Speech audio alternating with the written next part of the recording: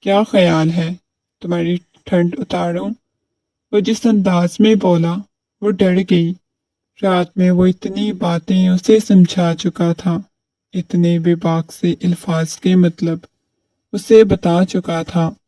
وہ سہم گئی، جلدی سے خود کو سنبھالتی ہوئی اپنے کپڑے وارڈروب سے نکالتی واش روم کی طرف چلی گئی۔ فریش ہو کر باہر آئی۔ اس کے سیاہ رنگ کے لمبے گھنے بال، وہ خود تو چھوٹی سی کمزور سی تھی مگر اس کے بال بہت خوبصورت لمبے تھے۔ اس کے بالوں کو اس کی پشت کو بھگا چکے تھے۔ اس کے کپڑے اس کے وجود کے ساتھ چپکے ہوئے تھے۔ وہ بار بار اپنی نگاہیں اس کے وجود سے چڑانے کی کوشش کر رہا تھا۔ کچھ وقت کے بعد شاور لے کے آیا، بغیر شرٹ کے روم میں داخل ہوا۔ نہ جانے کن گہری سوچوں میں گم تھی۔ اس کے دیے ہوئے نشانات چھپانے کی کوشش کر رہی تھی۔ جہانگیر چلتا ہوا اس کے پاس آیا۔ اس وقت وہ بغیر شرٹ کے تھا۔ اس کے بالوں میں سے پانی کے قطرے گر رہے تھے۔ اچانک اس کے پیٹ پہ ہاتھ رکھتا ہوا اسے پیچھے سے اپنے ساتھ لگا گیا۔ عمل کی گردن سے بالوں کو ہٹاتا ہوا اپنے لب اس کی گردن پہ رکھ گیا اور وہ سسک اٹھی۔ اس نے جہانگیر کے ہاتھ پہ ناخن کاٹ دیے جس کے پیٹ پہ رکھا ہوا تھا۔ اتنی شدت سے اس کے پیٹ کو دبوچا کہ اس کی سسکی نکلی۔ کہیں سے بھی یہ محبت نہیں لگ رہی تھی۔ چھٹکے سے اسے خود سے دو دھکا لیا، وہ گرنے ہی لگی تھی۔ اس نے ڈریسنگ کا سہارا لیا، خود کو سنبھال لیا، گہرے گہرے سانس لینے لگی۔ شرٹ ڈالنے کے بعد اپنے بالوں کو جیل سے سیٹ کیا۔ اتنے میں ملازمہ ان کا ناشتہ لے کے آ گئی۔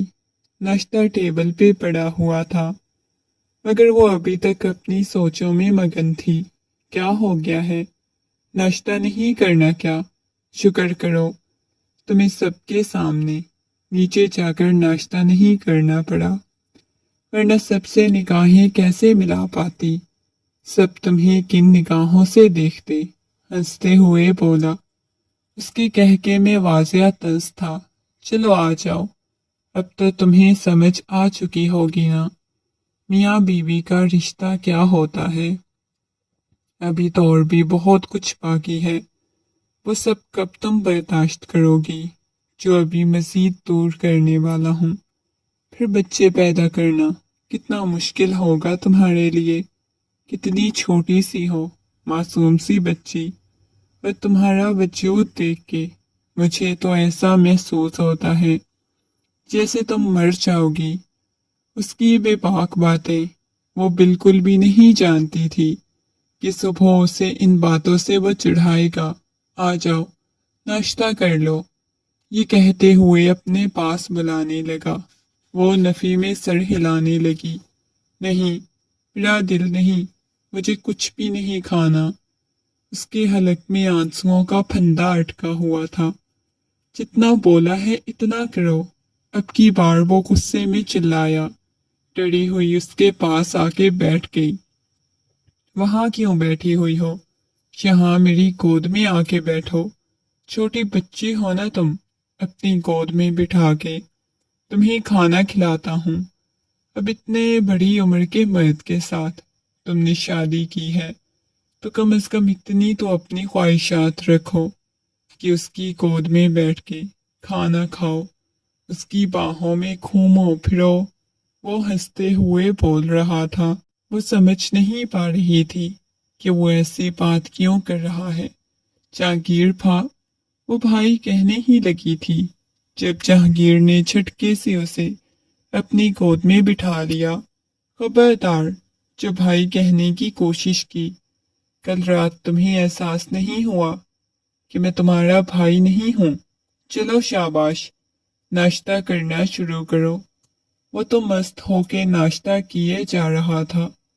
وہ سمجھ نہیں پا رہی تھی وہ کیسے ناشتہ کرے۔ اس شخص کی قربت، اس کی گرم سانسوں کی تپش، وہ جا بجا اپنی گردن پہ محسوس کر رہی تھی، کیونکہ کھانا کھاتے ہوئے بھی وہ اس کے ساتھ باتیں کر رہا تھا۔ مجھے لگتا ہے تمہیں نہیں کھانا، وہ نوالا بنا کے اس کے لبوں تک لے آیا۔ اتنی محبت سے کبھی اسے کسی نے کھانا نہیں کھلایا۔ ماں باپ کے جانے کے بعد وہ یہاں سب کے تانے اور ظلم ہی تو برداشت کرتی رہی تھی۔ ہمیشہ اس نے یہاں پہ خود کو بوجھ ہی سمجھا تھا۔ رات ولیمے کے فنکشن میں سبھی لوگوں کو اندازہ ہوا تھا جس لڑکی کے ساتھ جہانگیر کی منگنی ہوئی تھی یہ وہ لڑکی نہیں، بلکہ یہ تو ان کے گھر میں رہنے والی لڑکی تھی۔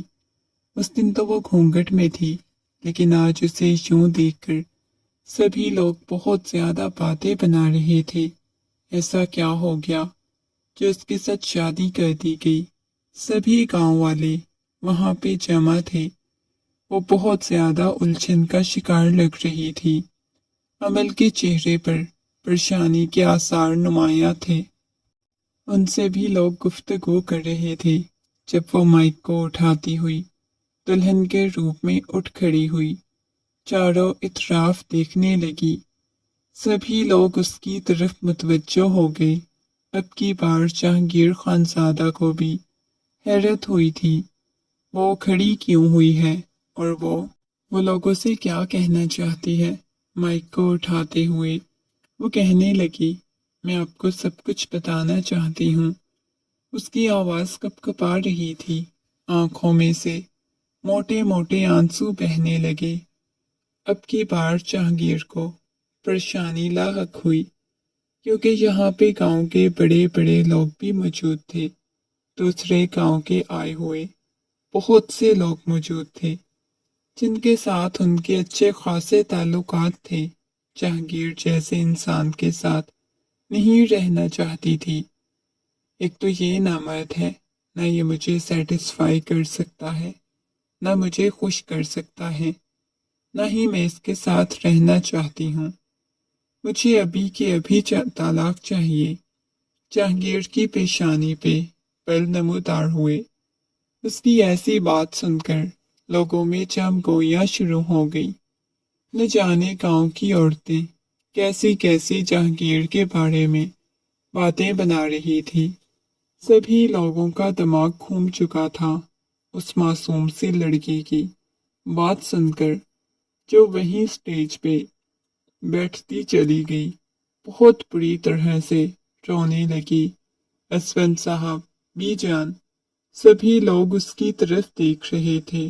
عظمیٰ بیگم تو اپنے بارے میں ایسی باتیں سن کر ہتھے سے ہی اکھڑ گئی۔ غصے میں چلتی ہوئی اس کے پاس آئی، اس کے بازو سے پکڑ کے سب کے سامنے زوردار تماچا اس کے منہ پہ رسید کیا۔ شرم سے تمہیں ڈوب مرنا چاہیے، اپنے شوہر کے بارے میں ایسی بات کرتے ہوئے تمہیں ذرا شرم نہیں آتی؟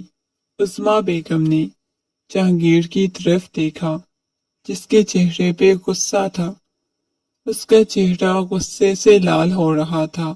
اسفند صاحب بھی وہاں آ گئے۔ یہ تم نے کیا بکواس کی ہے؟ وہ غصے میں چلاتے ہوئے بولے، لیکن وہ روتی چلی گئی۔ اس کی آنکھوں میں سے موٹے موٹے آنسو بہے جا رہے تھے۔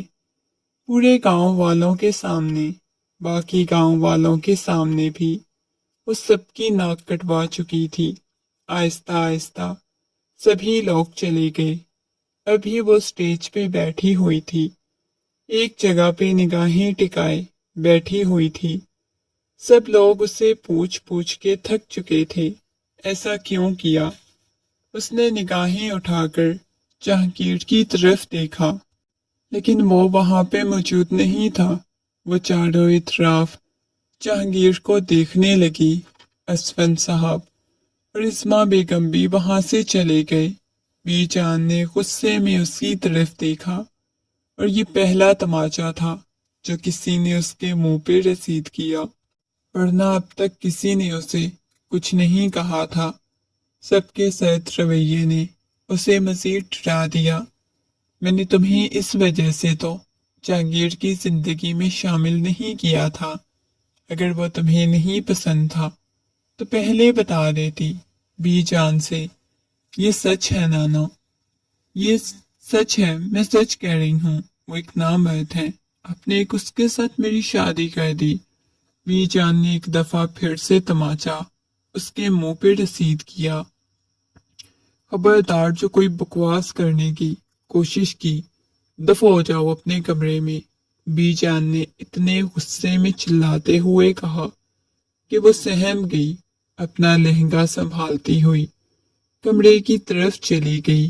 कमरे में आते ही उसका दिल अब खौफ के मारे लरसने लगा था।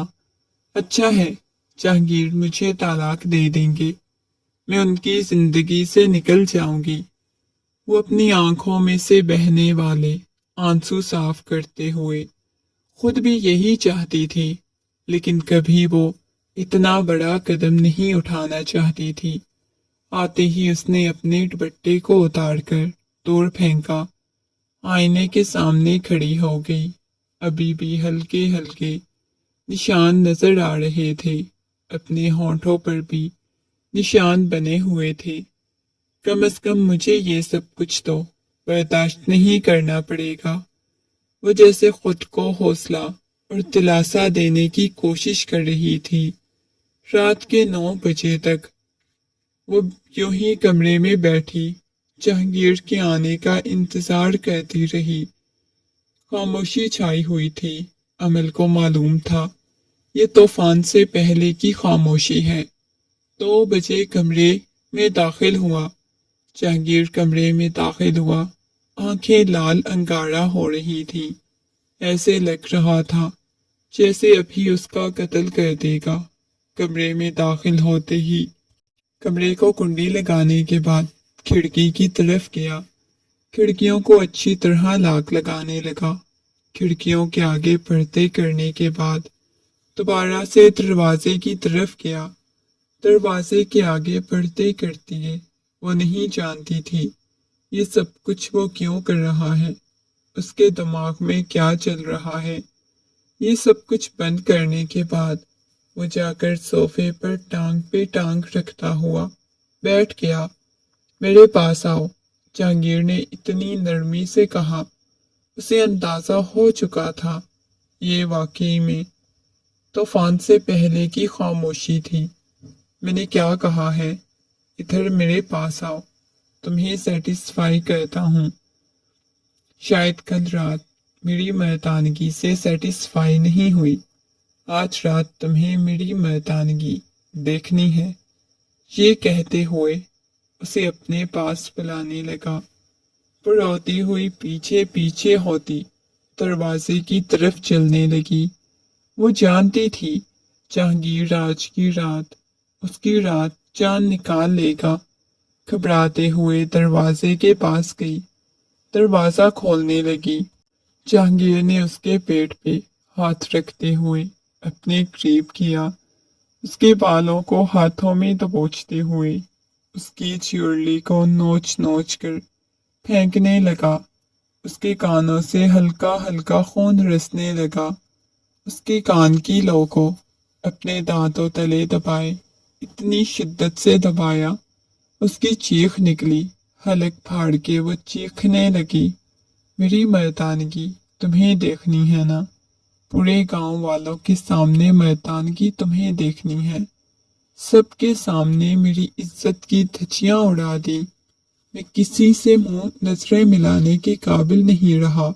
जानती भी हो वो लोग मेरे बारे में क्या बकवास कर रहे हैं। सिर्फ तुम्हारी वजह से मुझे बिल्कुल अंदाजा नहीं था कल रात तुम मुझसे ऐसे बदला लोगी, ये सब कुछ करोगी। मुझे बिल्कुल भी अंदाजा नहीं था इन सब से इतना फर्क नहीं पड़ेगा, लेकिन तुमने अपने लिए जो मुसीबत मोल ली है। ये कहते हुए उसकी मैक्सी को एकदम से खींचता उसे पीछे किसे पूरी की पूरी जिप खुल गई। उसके कंधों से मैक्सी को नीचे सिरकाता हुआ उसके बालों को दबोचता हुआ बेड की तरफ फेंक गया। آج رات لائٹ بھی بند نہیں ہوگی۔ آج تو تمہیں اچھی طرح اپنا آپ دکھاؤں گا تاکہ تمہیں اندازہ ہو جائے میرے اندر کس قدر مردانگی پائی جاتی ہے۔ 1 مہینے کے اندر اندر تمہیں اس کا نتیجہ بھی مل جائے گا۔ یہ کہتے ہوئے وہ اس کے اوپر اتنی شدت سے جھکا کہ وہ چیخنے لگی، رونے لگی۔ سوری، مجھے معاف کر دیں، میں نے جان بوجھ کے نہیں کیا۔ وہ سب کچھ اس کے ہونٹوں پر جھک گیا، اس کی تمام الفاظ کو قید کر گیا۔ وہ آگے کچھ نہیں بول پائی۔ اس کی کھٹی کھٹی سسکیاں کمرے میں گونجنے لگیں۔ اس کی زندگی کا اصل امتحان تو اب شروع ہوا تھا۔ صبح ولیمے کے فنکشن کے دوران اسے اپنی 16 سالہ بیوی کو دیکھتے ہوئے وہ سوچ رہا تھا کہ دوبارہ اسے تکلیف نہیں دے گا، معصوم ہے، اسے اس بات کی سزا نہیں دے گا۔ آج وہ کھل کر اپنی مردانگی دکھا رہا تھا۔ اس کے چہرے پہ نہ جانے کتنے نشان بنے ہوئے تھے۔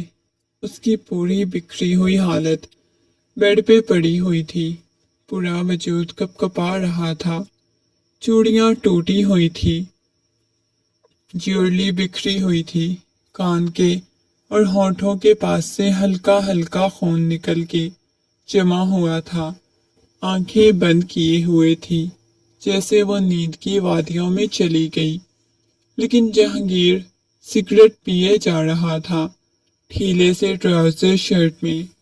وہ جب بھی آنکھیں بند کرتا، سارے گاؤں کے لوگ اس کی آنکھوں کے سامنے آنے لگتے۔ وہ عجیب نگاہوں سے اسے دیکھ رہے تھے۔ اتنا کچھ کرنے کے باوجود بھی جہانگیر کا غصہ کم نہیں ہو رہا تھا۔ بار بار اس لڑکی کی طرف دیکھے جا رہا تھا۔ اس کے پاس آیا، اس کے چہرے کو دیکھنے لگا جہاں پہ نہ جانے کتنے نشان بن چکے تھے۔ ہونٹ کے پاس نشان بنا ہوا تھا۔ اس نے خود ہی تو اذیت اور تکلیف دینے کے بعد اسے نیند کی گولیاں دی تھی اور وہ سو گئی تھی، لیکن اتنی تکلیف کے بعد بھی اسے نیند آ گئی۔ وہ اس کے پاس بیٹھ گیا۔ وہ معصوم سی 16 سالہ لڑکی نہ جانے کیوں اس نے اتنی بڑی بات کی۔ ایک 16 سال کی بچی جسے یہ نہیں معلوم تھا سہاگ رات کیا ہوتی ہے، شادی کے تقاضے کیا ہوتے ہیں۔ کیا وہ ان سب باتوں سے واقف تھی؟ نہیں، ایسا نہیں ہو سکتا۔ یہ بات کیسے کر سکتی ہے؟ اسے کسی نے بولا تھا کیا؟ وہ مجھے کیا کچھ بتانا چاہتی تھی، مگر وہ جنونی بنا ہوا تھا۔ وہ حیرت سے اس کی طرف دیکھے جا رہا تھا۔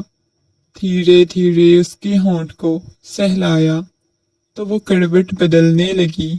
آنکھیں لال تھی جو کہ اب بند تھی۔ اس کی سیاہ رنگ کی پلکیں دھیرے دھیرے اس کے زخموں کو سہلانے لگا۔ وہ بہت بری طرح سے اس کے وجود پہ لگا چکا تھا۔ اس کی گردن سے بال ہٹاتے ہوئے اس کی گردن کو دیکھنے لگا۔ ضبط سے اپنی آنکھیں بند کر لی۔ ابھی بھی اس پہ غصہ بہت زیادہ تھا، لیکن وہ اپنے غصے میں اسے اتنی تکلیف دے گیا کہ وہ پچھتانے لگا۔ نیند میں بھی جیسے وہ اس کی گال کو، اس کے زخموں کو چھوتا تو وہ تڑپ جاتی، خود کو دور کرنے کی کوشش کرنے لگتی، جیسے اسے اچھا محسوس نہیں ہو رہا تھا۔ اس شخص کا چھونا، قریب جانا، یہ لمس اسے اذیت اور تکلیف دے رہا تھا۔ یہ لمس اب مرہم لگانے کے لیے نہیں تھا۔ دوسری طرف سے آ کر سونے کے لیے لیٹ گیا، مگر نیند نہیں آ رہی تھی۔ موبائل پر اس کے دوستوں کے نہ جانے کتنے میسیجز آئے ہوئے تھے۔ کئی جگہ پہ اس کا مذاق بنایا جا رہا تھا، لیکن وہ ایک گاؤں کا سردار تھا۔ اس بارے میں اس کی بیوی نے ایسی بات کی تھی۔ یہ بات کوئی چھوٹی نہیں تھی۔ اسے کہیں چین نہیں آ رہا۔ وہ یہ باتیں بھلانا چاہتا تھا، بہت شدت سے باہر بارش برس رہی تھی۔ چکر باہر بارش میں کھڑا ہو گیا۔ نہ جانے کتنی دیر تک بارش میں کھڑا رہا۔ دل کو چین نہیں مل رہا تھا۔ اسے بھی اتنی اذیت اور تکلیف دے چکا تھا۔ ایسا کون کر سکتا ہے؟ کافی دیر بھیگنے کے بعد اب تو ہلکی ہلکی روشنی پھیلنے لگی تھی۔ بارش بھی رک چکی تھی۔ وہ پلیز واپس کمرے میں آیا۔ سامنے وہ نہیں تھی۔ فریش ہونے کے بعد دوبارہ سے کمرے میں آیا۔ اب کی بار سادہ سے حلیے میں صوفے پہ لیٹی ہوئی تھی، ایک بازو نیچے لٹکائے قالین پہ کچھ انگلیاں چلا رہی تھی۔ آڑی ترچھی لیٹی ہوئی تھی، گیلے بال ایک سائیڈ پہ تھے۔ کافی دیر تک اسے دیکھتا رہا مگر اس کے ساتھ کوئی بات نہیں کی۔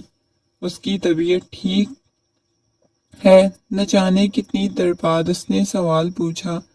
امل نے جہانگیر کی طرف دیکھا۔ وہ چلتی ہوئی اس کے پاس آئی، ہنستے ہوئے کہنے لگی، ابھی اور تکلیف نہیں دیں گے؟ میں تو ابھی خود کو تیار کر کے بیٹھی ہوئی تھی۔ اٹھیں گے، ماریں گے، پیٹیں گے، ایک دفعہ پھر سے وہی حرکتیں کریں گے جو کرتے ہیں، جس سے مجھے تکلیف ہوتی ہے۔ اس کی آنکھوں میں سے آنسو بہنے لگے۔ جو کل تم نے کیا اس کا تمہیں اندازہ نہیں؟ اب کی بار پھر سے وہ چلاتے ہوئے بولا، ہاں میں نے کیا، اچھا کیا، میں دوبارہ بھی ایسا کروں گی۔ وہ بھی چلاتے ہوئے بولی۔ اس کے جبڑے کو دبوچ کیا۔ تمہیں معلوم ہے جس چیز سے مجھے غصہ آتا ہے، جان بوجھ کے تم وہی کرتے ہو۔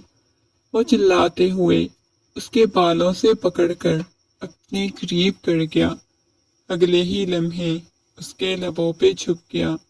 نہ جانے کیوں جب اس کی قربت میں آتا اس کے لب اسے بہکانے لگتے۔ ایک جھٹکے سے اسے خود سے دور کرتا ہوا کمرے سے باہر چلا گیا۔ اس کے بعد 2-3 دن تک تو واپس گھر نہیں آیا۔ نہ جانے کہاں چلا گیا تھا۔ اس بارے میں تو کسی کو بھی علم نہیں تھا۔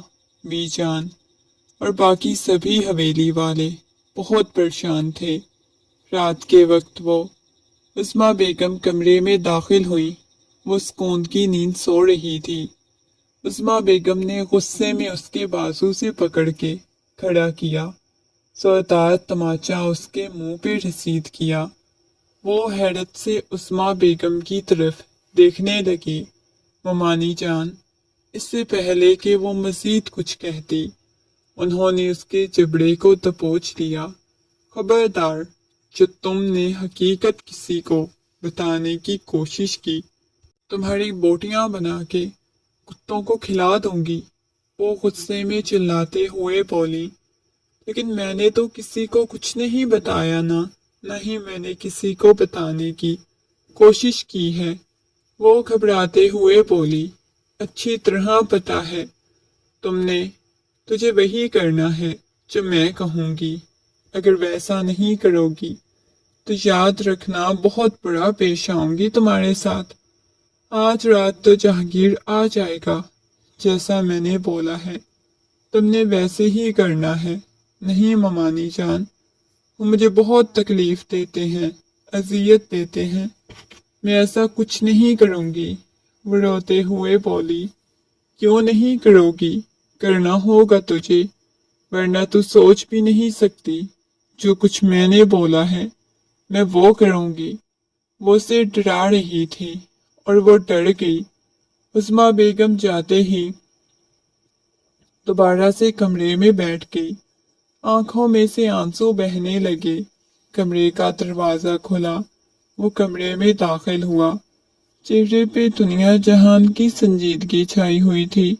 آنکھیں لال تھی، غصے سے لال تھی۔ اتنا اس کا قتل کر رہے دے گا، اسے مار ڈالے گا۔ وہ چلتی ہوئی اس کے پاس آئی۔ اب مجھے طلاق دے دے، نہیں تو کل میں دوبارہ سے جا کے گاؤں والوں کو بتاؤں گی تم ایک نامرد ہو۔ نہ جانے کیوں وہ خود پہ ضبط کر رہی تھی، اس کے سامنے یہ بات بول گئی۔ अभी भी उसे ममानी जान से खौफ महसूस हो रहा था। उस दिन भी उसने ममानी जान के कहने पे ये बात की थी। आज फिर उसने खुद ही खुनख्वार निगाहों से अपनी बीवी की तरफ देख रहा था।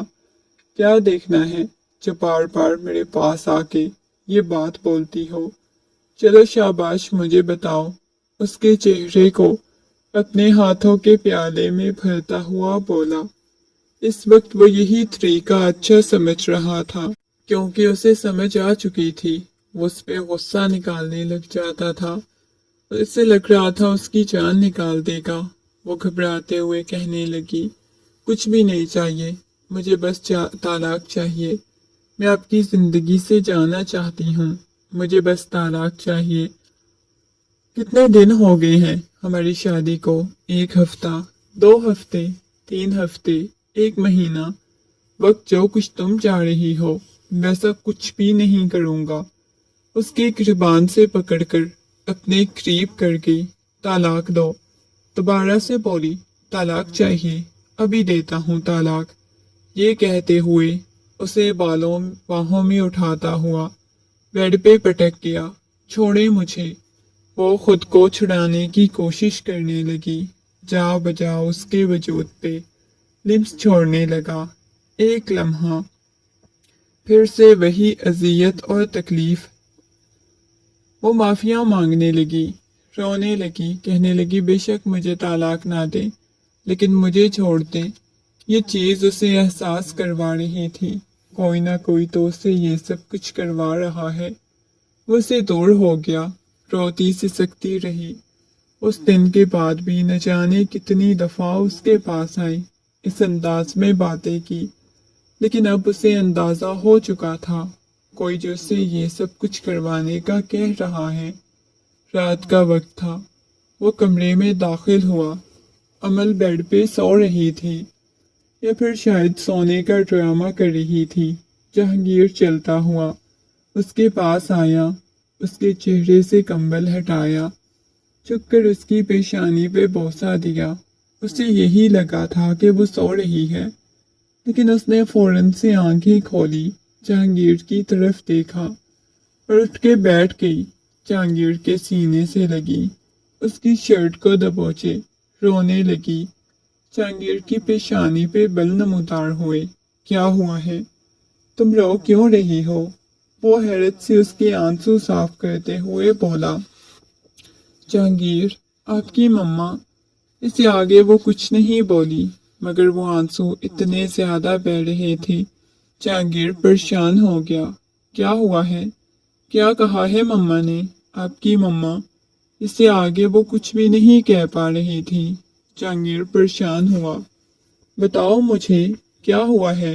जहांगीर उसे अपने सीने से लगा गया, उसकी शर्ट को दबोचे रोने लगी। वो हैरत से उसके आंसू साफ करते हुए बोला, जहांगीर, आपकी मम्मा। वो कुछ नहीं आगे बोली। मुझे बताओ क्या हुआ है? जहांगीर उसे अपने सीने से लगा लिया, क्योंकि आज से पहले इतनी बुरी तरह से रोते हुए नहीं देखा। हमेशा हर चीज बर्दाश्त करती थी। आज जहांगीर उस पे जुल्म करता, जितनी अजियत और तकलीफ देता, सब कुछ बर्दाश्त कर लेती, मगर आज उसके ऐसे आंसू बह रहे थे। जहांगीर परेशान हो गया। क्या हुआ है? क्या कह रहे थे? वो आगे से कुछ नहीं कह पा रही थी। जहांगीर परेशान हुआ, अपने सीने से लगा लिया। जहांगीर उस पे जितना जुल्म करता, जितनी अजियत और तकलीफ देने की कोशिश करता, हर चीज जो बर्दाश्त कर लेती थी, लेकिन आज वो कुछ भी बर्दाश्त नहीं हो पा रहा था। वो चीखने लगी, इतनी जोर से चीखने लगी, कमरे की तरह दीवार तक दहल गई। मैं आपको दोबारा नहीं कहूंगी, आप मुझे छोड़ दें, मुझे मारें नहीं। इसके चेहरे को अपने हाथों के प्याले में भरते हुए बोली, अब मुझसे मोहब्बत दे, सिर्फ मोहब्बत, मुझे बहुत सारा प्यार दे। वो सिसकते हुए बोली, क्या हो गया है? क्या चाहिए? प्यार चाहिए। आप मुझे अपनी जिंदगी में से मत निकालें। मैं दोबारा आपसे तालाक नहीं मांगूंगी। अमल वो वीडियो। अमल वो दोबारा से उसे पुकारने लगा, लेकिन अमल उसकी बात नहीं सुन रही थी। वादा करे ना, उसके सामने अपना हाथ बढ़ाते हुए बोली। आप बताएं ना, आप खामोश क्यों हैं? आपने वैसे भी अपनी मम्मा के कहने पे मुझे तालाक दे देनी है। मैं कहाँ जाऊं? नानी ने बोला है अब मुझे तालाक दे दोगे तो मुझे घर से बाहर निकाल देंगी। मामू जान भी मुझे घर से बाहर निकाल देंगे। मामू ममानी जान मुझे घर में नहीं रखेंगे। प्लीज मुझे तालाक मत दीजिएगा। जिन्हें रोते हुए बोली, शाबाश, मुझे बताओ, किसी ने कुछ कहा है क्या?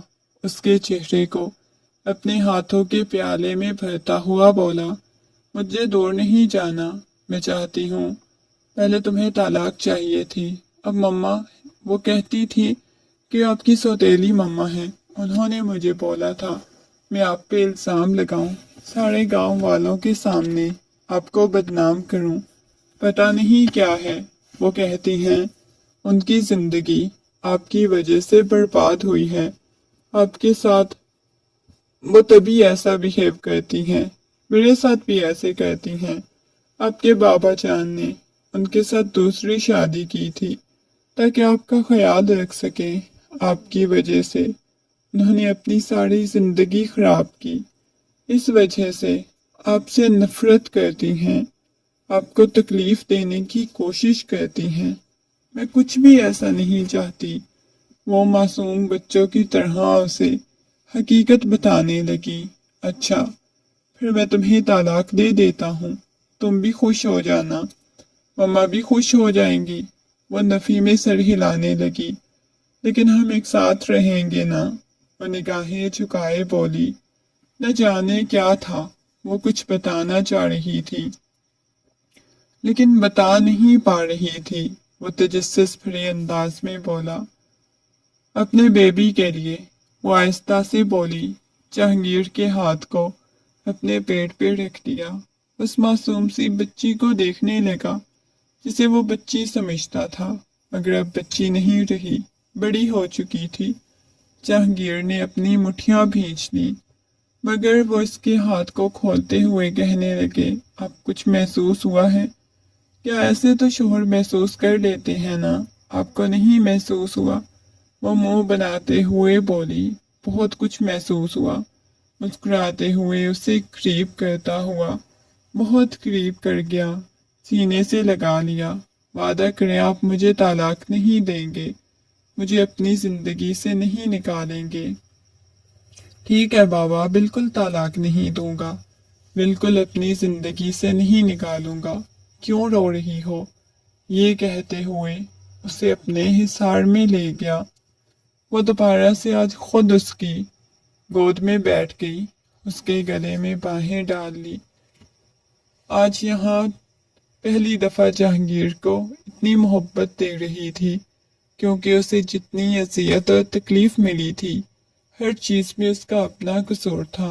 हमेशा उस्मा बेगम की बात मानकर उसके बारे में गलत सोचा, उसे जानबूझकर भड़काया, और ये बात वो मानती थी। नानी की समझाई गई बातों ने उसे अकल दिलाई थी। जो गुजरने लगा है वो उस्मा बेगम से खुद ही दूर होता चला गया। उसे लेकर शहर आ गया, क्योंकि वो मजीद गांव में रहना नहीं चाहता था, ना किसी की नफरत का निशाना बनना चाहता था। रात का वक्त था। वो घर आया तो किचन से खटपट की आवाज आ रही थी। अमल इसके लिए खाना बना रही थी। क्या हो गया है बेगम? मैंने तुम्हें कितनी दफा मना किया है कि आकर मेरे लिए खाना मत बनाया करो, मैं बाहर से लेके आ जाता हूँ ना। इस कंडीशन में किचन में खड़ी क्यों हो जाती हो? उसके पेट पे हाथ रखते हुए पीछे से हक करते हुए बोला, तुम्हें पता है थक जाती हूँ तो मुझे बुरा लगता है, इसलिए अपने हाथों को चूमने लगा। नहीं, मैं थक गई, मैं जितने भी आपके काम कर लूं बिल्कुल नहीं थकती। और आपको पता है सारा दिन बेबी से बातें करती हूँ, ये अब मुझे तंग भी नहीं करता। वो मुंह बनाते हुए बोली। उस दिन मैंने अच्छे से समझाया था ना, इस वजह से अब दोबारा से तंग नहीं करेगा। वो आंख का कोना दबाते हुए बोला। वो शर्माते हुए उसके सीने में अपना मुंह छुपा गई। खाना मैंने अपने हाथों से बनाया है, अब वो अपने हाथों से खिला दें और ज्यादा अच्छा होगा। जहांगीर, आपको आइमा आपकी याद नहीं आती? आप तो उनसे बहुत मोहब्बत करते थे। जहांगीर उसके चेहरे की तरफ देखने लगा। मुझसे खुदा ने बेहतर लेके बेहतरीन से नवाजा है, तो मैं क्यों उसके पीछे भागता। जिसकी जिंदगी में जाने चचा जान जाने, मुझे उससे कोई लेना देना नहीं। मुझे कितनी खूबसूरत हसीन बीवी मिली, जिसके साथ मेरी फैमिली मुकम्मल हो चुकी है। उसे अपने सीने से लगाए खुद में भींच गया। एक दफा फिर से उसकी पेशानी को चूम गया। वो मुस्कुराने लगी। दोनों हल्की हल्की बातें कर रहे थे, साथ साथ खाना खा रहे थे। जहांगीर को पहली दफा एहसास हुआ जिंदगी कितनी खूबसूरत होती है अगर एक मोहब्बत करने वाली, ख्याल रखने वाली औरत उसकी जिंदगी में शामिल हो जाती है। चाहे उम्र में वो कितनी छोटी क्यों ना हो, मगर फिर भी एक औरत की मोहब्बत मर्द के दिल को नरम और मोहब्बत करने वाला बना देती है।